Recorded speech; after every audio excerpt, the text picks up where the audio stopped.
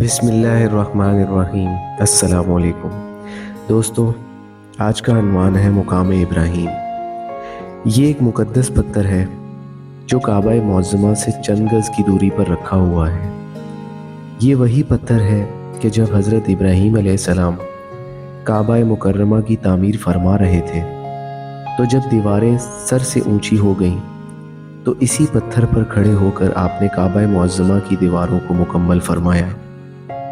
یہ آپ کا معجزہ تھا کہ یہ پتھر موم کی طرح نرم ہو گیا اور آپ کے دونوں مقدس قدموں کا اس پتھر پر بہت گہرا نشان پڑ گیا۔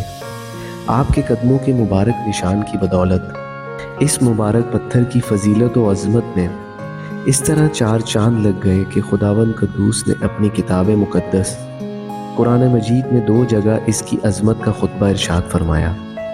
ایک جگہ تو یہ ارشاد فرمایا کہ ترجمہ یعنی کعبہ مکرمہ میں خدا کی بہت سی روشن اور کھلی ہوئی نشانیاں ہیں، اور ان نشانیوں میں سے ایک بڑی نشانی مقام ابراہیم ہے۔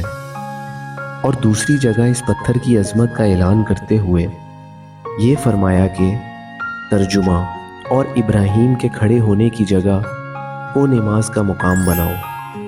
4000 برس کے طویل زمانے سے اس بابرکت پتھر پر حضرت ابراہیم خلیل اللہ علیہ السلام کے مبارک قدموں کے نشان موجود ہیں۔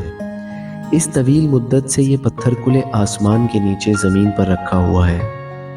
اس پر 4000 برساتیں گزر گئیں، ہزاروں آندھیوں کے جھونکے اس سے ٹکرائے۔ بارہا حرم کعبہ میں پہاڑی نالوں سے برسات میں سیلاب آیا اور یہ مقدس پتھر سیلاب کے تیز دھاروں میں ڈوبا رہا۔ کروڑوں انسانوں نے اس پتھر پر ہاتھ پھیرا، مگر اس کے باوجود آج تک حضرت خلیل علیہ السلام کے جلیل القدر قدموں کے نشان اس پتھر پر باقی ہیں، جو بلا شبہ حضرت ابراہیم علیہ السلام کا ایک بہت ہی بڑا اور نہایت ہی معظم معجزہ ہے۔ اور یقیناً یہ پتھر خداوند قدوس کی آیات، بینات اور کھلی ہوئی روشن نشانیوں میں سے ایک بہت بڑا نشان ہے، اور اس کی شان کا یہ عظیم الشان نشان ہر مسلمان کے لیے بہت بڑی عبرت کا سامان ہے کہ خداوند قدوس نے تمام مسلمانوں کو یہ حکم دیا کہ تم لوگ میرے مقدس گھر خانہ کعبہ کے طواف کے بعد اسی پتھر کے پاس 2 رکعت نماز ادا کرو۔